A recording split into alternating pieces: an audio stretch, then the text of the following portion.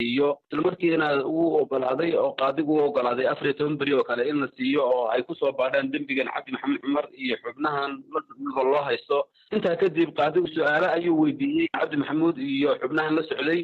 marka wax badan ma ayna sheeganin waxay sheegteen in salaada loo wanaajiyo iyo salliga ama sijaayada yar lagu tukado takalana cuntada ayay ka hadleen waxay dhaheen dadka dhiikan caafimaadkooda in la siiyo ayaan xusanayna way dhaheen maalintii hore dabcan way ka hadleen tan lafteeda sidoo kale waxaa la weydiiyay su'aal toos oo Cabdi Maxamed Cumar miyaa lagu jildiraa miyaa lagu diraa la weydiiyay isaguna wuxuu yidhi waxa ay yimaadaan niman iyo hanjaba ayaa marmar yimaada dad badan oo boqol ka badan ayaa maxkamadda hortaagnaa oo dad 30 ka badan hoolka maxkamaddan ka socota gudaheeda oo Soomaali ayaa iyaguna galay oo dhageysanayay maaragtay maxkamaddii iyo qaadigii iyo waxa la wada lahaa wadahadalladan Addis Ababa ka bilowday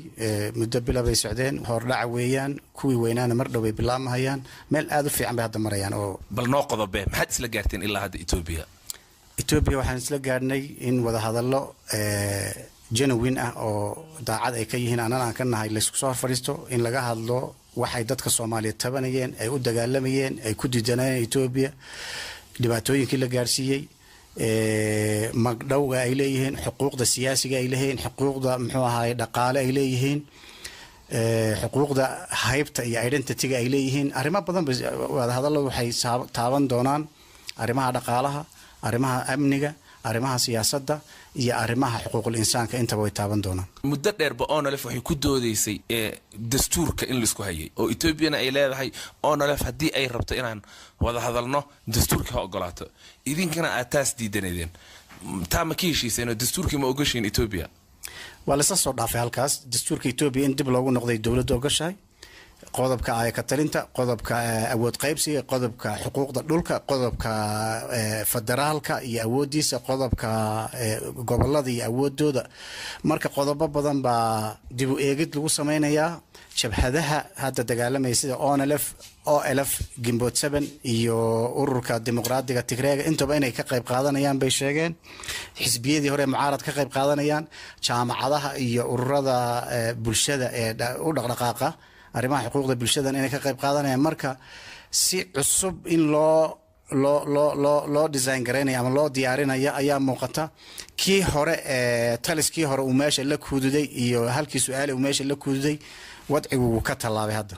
intaasad isla gaarteen xagee la aadayaa maxaa idin xiga idinka Ethiopia waxaa xiga wadahadaladii rasmiga ah ee ka talinta iyo awood qaybsiga iyo magdhowga iyo xuquuqda siyaasiga ee Soomaalida iyo xuquuqul insaanka iyo arrimaha siyaasadda iyo dhaqaalaha in hadda la guda galo oo guddiye farsamo ay bilowdaan ba xigi doona waxa xigi doona OLF inay dalka oo dhan xafiisya ka furato oo ay maamulka gobolka la shaqeyso annagu waxaan u diyaarsanahay maanta inaan shacabka Soomaaliyeed midayno inaan hal goob isugu keeno siyaasiyan in maamulka iyo shacabka iyo jabhadu gacmaha isqabsadaan saddex dhar oo dhameystiray inaan noqono marka xaalad cusub aan gelinaa daan Soomaalina mis diiwaan gelinaysaan waxyaabaha hadda la sheegayo waxa kamid ah markii aad heshiisaan inaad urur isdiiwaan geliyo Ethiopia ka diiwaan gashan aad noqotaan mis diiwaan gelinaysaan oo ururada mucaaradka ee Ethiopia ma kamid noqonaysaan oo diiwaan gashan oo dalka ka shaqeeyo أنا فولي سجاشن يكودي بيستوان جلس حفيز كذا ولي هالكن وكياله سوى حالا كورفن كياله مركا doorashadana doorasho laga sameeyo dhulka Soomaalida doorashadii ugu dambeysay ee sharciga ahayd 93 ka dhacday 92 dabayaaqadii 93 horaanteedii doorashadii dhacday 84.5 bay heshay boqolkiiba marka urur ka diiwaan gashanaa oo taliskii hore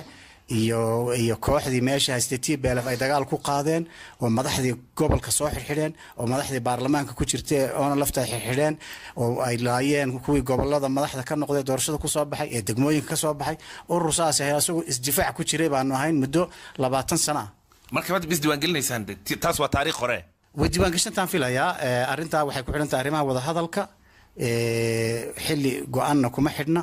is afgaradka guud bay ku xidhan tahay ودولتنا waxay sheegtay in space u furan yahay xisbiyadii qoriga lagaga saaray dalka ee dagaalka lagu kalifay dibadda u baxay ee duurka ka dagaalamayay ee ciidamada haysta sida ONLF iyo OLF iyo Gimbood 7 iyo inuu u furan yahay inay doorashada ka qayb galaan marka waa arrin farsamo waa la sameyn doonaa